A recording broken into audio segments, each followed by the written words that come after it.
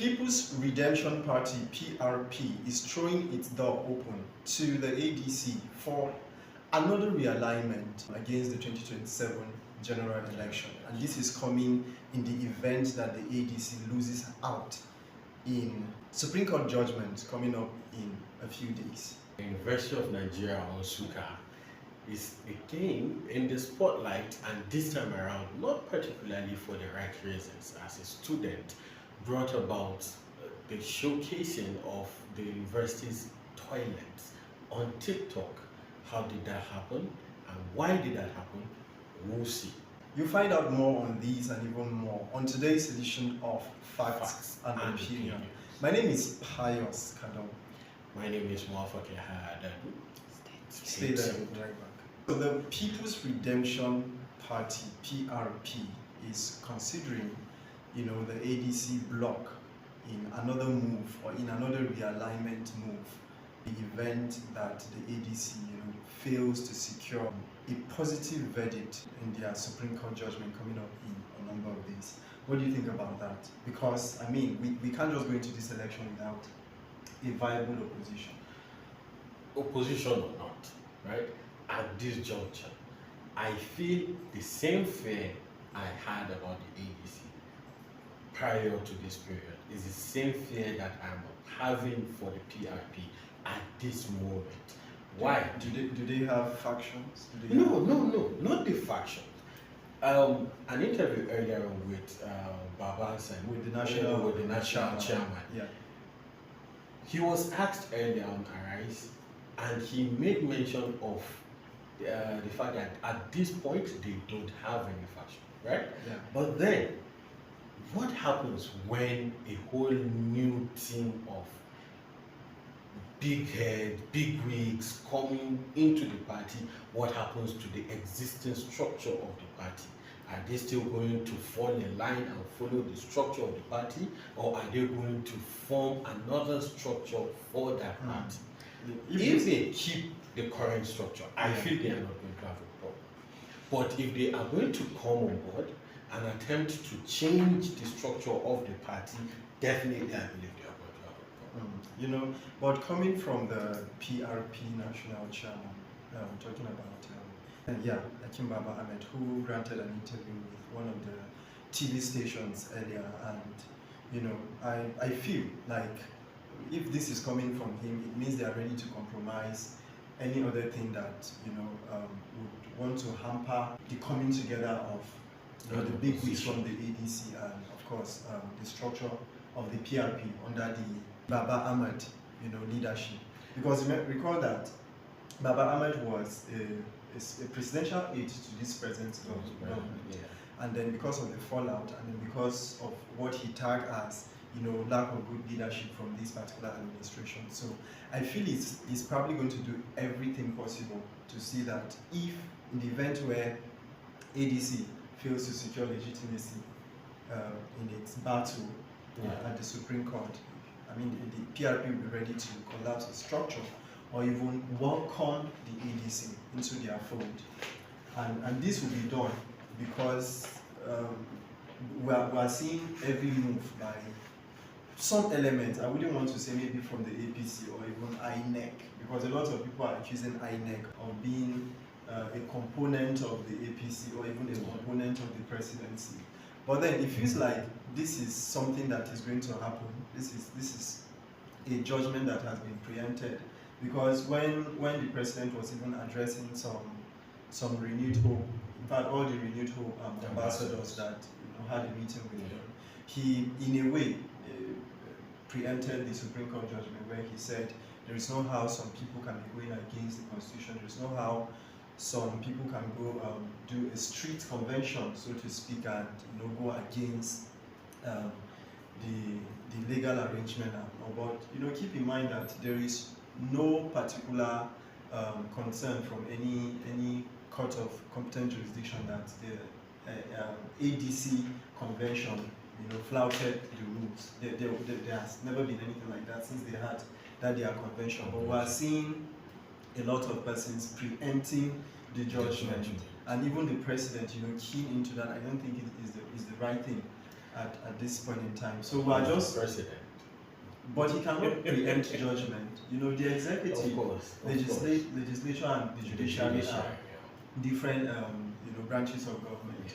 You don't begin to, interlope into another, branch of government. So I think it's not the right thing to do. And then coming from the president, so we don't know what will happen. Maybe in a couple of days when we hear the Supreme Court judgment, we're going to see if the PRP ready to welcome the big wigs from the ADC, or maybe eventually the ADC, gets it right at the Supreme Court. They go ahead with their thing. Well, from what Hakim Baba Ahmed mentioned earlier, the party itself, PRP, Yeah. is a very, very strong and ideological party, right? And it is not to be swayed by just some individuals. This is where I feel the issue is going to come, right? The ideology behind the party itself. And the ideology forces you to fall in line. Okay? It's either you fall in line But or you Muwaffaq, look, I don't think political parties in Nigeria have that level of that you're ideology. talking about. Well, maybe not, but from what they are saying, If you tell me interest, I will agree with of course, you. And the then interest plays. most of the interests you have in these political parties are personal interests. Yeah, mostly personal Yes. interest. You know the nephew Bala is Yes. also fighting for his personal. We Most can't of really them. say he's fighting for the interests of that particular faction of the ADC. So, well, I don't know where you're coming from when you say the PRP have their ideology and then may not be willing, Yes. or that may be I am hopeful of a structure in the PRP, a structure that's willing to withstand the pressure of the entry of such big wigs. Yeah. You understand? That is where the idea of my ideology or the ideology of the PRP comes. So I'm hopeful that that ideology will be the bedrock, of receiving these strong or heavy individuals. And it might shape how they handle their affairs moving forward. Yeah. They should come. Well, like I said earlier, the reason they are probably gravitating towards that direction is because Baba Ahmed is an aggrieved party person, so to speak. He was in the APC before. Yes. He left as a result of the fallout between him and the presidency. So that would create a solid foundation for them to cement their relationship with ADC in the event that the ADC does not get its footing after the Supreme Court judgment. Well, the next few weeks is going to say a lot, and we will be here to give you guys all the juicy details that are coming out from the whole drama from our political scene. We'll be here to give you all the details. Now, moving on. Gunmen involved in the kidnap of the JAM candidates on their way to Benue State for the JAM examination have been said to be in the Nigerian police force custody. Now, this we will say is a huge relief, right? That we've been able to get these students back and get the criminal elements involved in police custody. What do you think? Of course, this is saying kudos to the Nigerian security operatives for that very, very swift response or even reaction to the ugly incident that happened. Earlier we were arguing as to why we should call them criminals or even gunmen. I think at this point we should normalize calling these non-state actors terrorists in order to show the severity of the situation that we're in, especially in those black spot states like Benue, Plateau, Nasarawa of recent, and other states where insecurity is gradually taking its root in those states. So we should call it what it is, as a terrorist act. So kudos to the Nigerian security operatives and JAM and National Youth Service Corps. These schemes over time, I think it is time for the federal government to have an overhaul. Like overhaul the system or even overhaul the framework of this those schemes, you know, to allow for safety, especially at this point. I don't see any reason why you should send someone to Plateau State to go and sit for an exam he could comfortably take in his own home state. And it's not like you are doing that to cop any form of malpractice. It's not like if he travels to Plateau State, it's going to make it less of having some irregularities or so. If he sits for the exam in his home state, he's going to do brilliantly okay, provided you give out some of these exam materials that they should have. So I don't really see any very necessary reason why they have to travel to other states. Some individuals have actually been calling for the scrapping of some of these schemes, saying both JAM and NYSC are of absolutely no use to the country at the moment. For JAM, I can understand why we should not move from one state to the other. Let them take the exam. Take it in your home state. Yeah. For NYSC, there was a reason why you should move from one state to the other. Now, the issue now here is the intolerance is growing, you know? So, moving people from one state to another still puts them at risk. Yes, we understand it was after the Civil War, everybody wanted it was done to promote unity. Yes. You know, but that aim has since been defeated. At this point, that aim has been defeated. Yeah. You know, now we are putting ourselves at risk whenever we travel.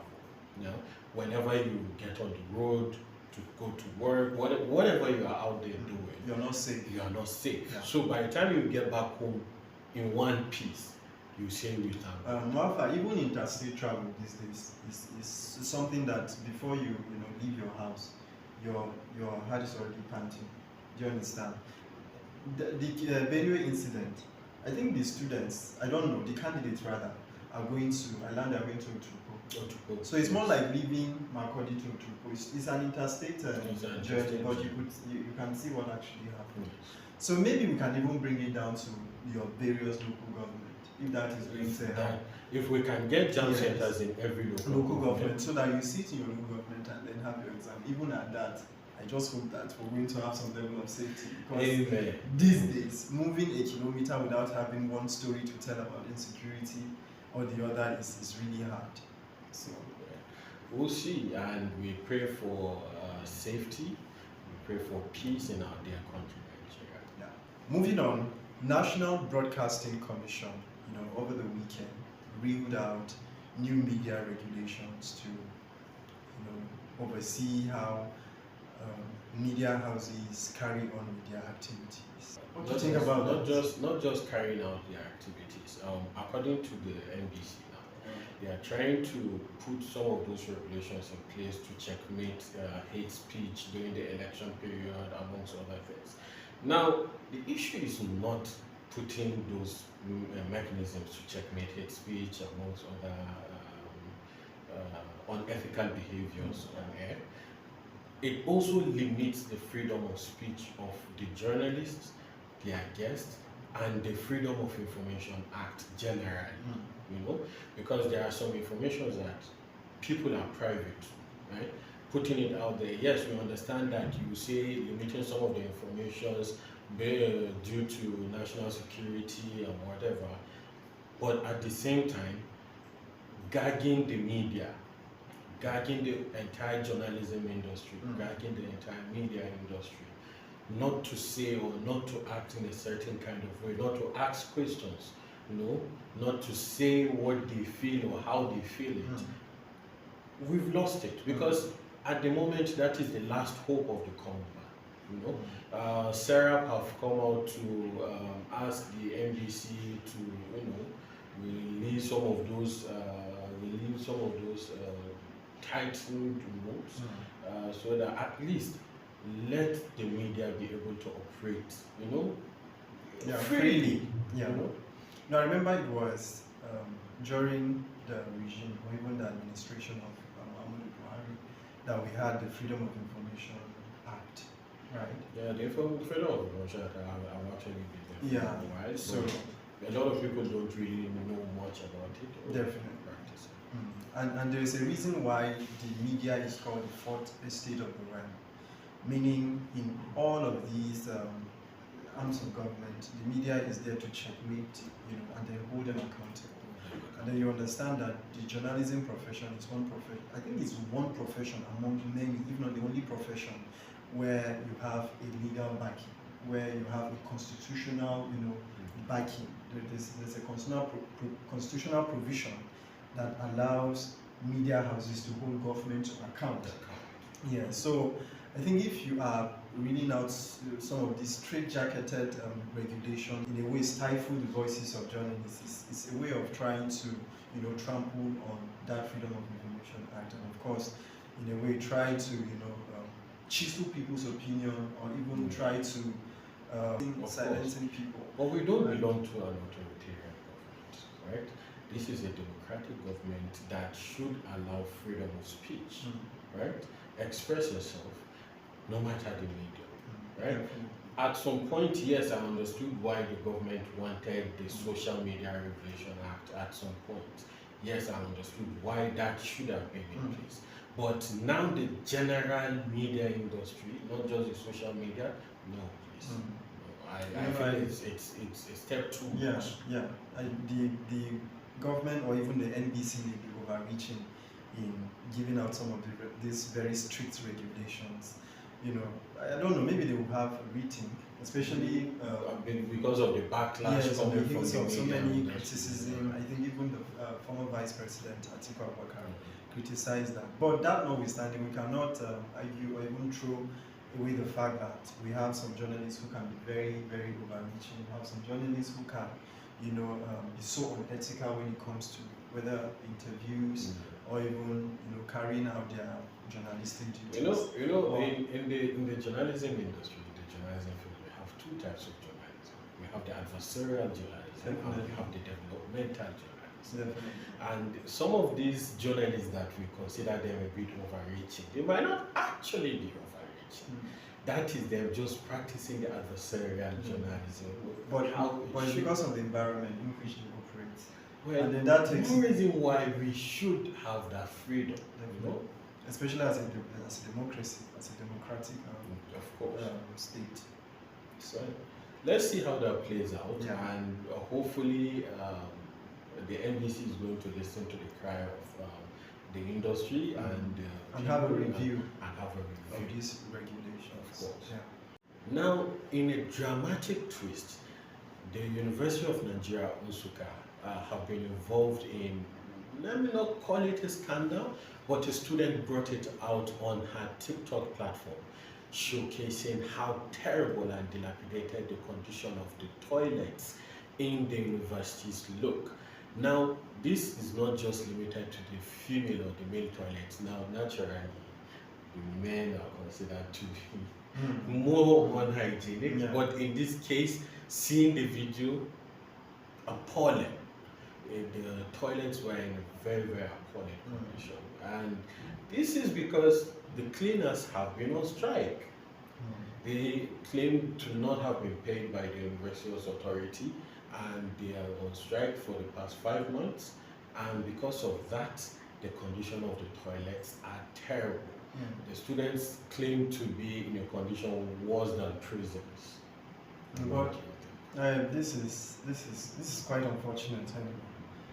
For a janitorial section of the university to go on strike is quite bad. And I mean, it's not even new that most of these universities you discover that some of them find alternative. I don't know if that university is looking towards that direction. You find an alternative, like outsourcing maybe a private firm. A private cleaning firm, yes. You understand, to do that in situations where janitorial sections of that particular university is on strike also. Because you don't really expect, especially the Gen Z generations we have today, you don't expect someone who has gone to school to study to still do some other extra when it comes to I was coming keeping the environment clean. Yes. I'm not trying to excuse the fact that they have to be hygiene conscious, but there are other areas of keeping the environment clean, that may not really be their responsibility as students. Of course. And that is where the university authority should have, provided an alternative means, even if it means outsourcing, like I said, and a private firm to do that pending, when the strike will be called off. Now, personally, I feel that whoever responsibility it is, it does not matter. This is your health we are talking about, right? And for me, I feel if it is where I am going to use, I don't have to wait for anybody to come and help me keep it clean, right? You have water, you have hostel governors. What is the use of the hostel governors? Well, if you cannot put yourselves together, if the school management is not going to do it, you clean up your environment and then you allow the school management to deal with whatever sanitation, whatever they have to deal with outside the hostel. But for whatever it is within the hostel, do it yourself pending when these people are going to come back. Exactly. They may have probably been doing it. I am not there, but they may have probably been doing it. Condition I saw. Here's the point. These are students that attend to other academic activities. So it's not like they are cleaners or even janitors recruited in the university to primarily look at the cleanliness of that particular hostel. They have other academic activities that demand their attention. Of course. So in as much as they may be doing that, they will not really see the effectiveness or even the impact of their cleaning, because they don't really, that is if they are doing it, yes. So you don't really see the impact because they don't wake up 24 hours attending to the cleaning responsibilities there. What they go to class, they have other things to do. Of course. So no matter what, you're definitely going to see some traces. So the management of the University of Nigeria, Nsukka, should, meet with these striking workers, that's the cleaners, and find a way to, resolve whatever it is that has necessitated the strike, in order to, see how this situation can be resolved, because it poses a lot of, health risks for these students. While they are at it, I would also recommend that the student, it is not everything that is aluta. While you are doing your aluta continua Victoria Asata, do that and gather yourselves to that place. Good. Do your community service giving. That is my final resolution. At least while these talks are ongoing, use that to do your community service and give back to your institution. Let's have a good cultural shift. Let's try to be hygiene conscious. Just try to be hygiene conscious. Well, that brings us to the end of what we have today. But before we go, let's do a brief recap. Pius, give us a brief recap of what we had. First of all, we talked about the People's Redemption Party, looking at how they can embrace the ADC into their fold. In the event the ADC court tussle or even legal tussle with INEC doesn't fall in their favor. And I think it's not really bad for them to be exploring other alternatives, especially as we are really running out of time. Of course. The political season is almost here already, and then a lot of people are aligning and realigning, a lot of permutation here and there. In as much as internal crises in parties are not, the exclusive preserve of a particular party, we understand that most parties are, riddled by these internal crises and all. We just hope that, regardless of court cases, regardless of legal tussle, these parties will find a way to align together and then have that united front ahead of the 2027 general election. And then secondly, we spoke on the tourist element, that weeks away the JAM candidates that were traveling to take their exams at Chronicle. Quite unfortunate, but then it's a good thing that our security operatives swung into action and brought the perpetrators to book, and then we're just hoping that it's not going to be just a display of these particular bad elements, but then ensure that something drastic is done in order to serve as a deterrent to others who might want to, go into that crime. And another thing we also highlighted is the NBC, reading out new regulations. In as much as it is not really bad to checkmate the excesses of some media houses, and then, I mean, the National Broadcasting Commission, this is one of their oversight, is one of their major function as, a regulatory body. So it's not really bad that they are giving some of these regulations, but what we're looking at is the straight-jacketed nature, the fact that it is so firm and so stiff, rather, for, almost as if they are trying to stifle the voices of journalists, or even, try to reshape people's opinion in a way that will not really favor democracy. And then lastly, we also looked at the unhealthy nature of our UNN, the University of Nigeria, Nsukka, which is something, like you said, the students should begin to do something about it. So hey students, try to be hygiene conscious while we wait for the management of the university and the striking workers to come to an agreement. Yes. Well, this brings us to the end of another beautiful episode of Facts and Opinions right here on TNC, the News Chronicle. My name again, Muwaffaq and Adadu. My name is Pius, Kadon. Make sure to join us on another 78th edition of the program when we come in. Yeah. And don't forget to like, share, and subscribe on all our platforms: Twitter, WhatsApp, Facebook, where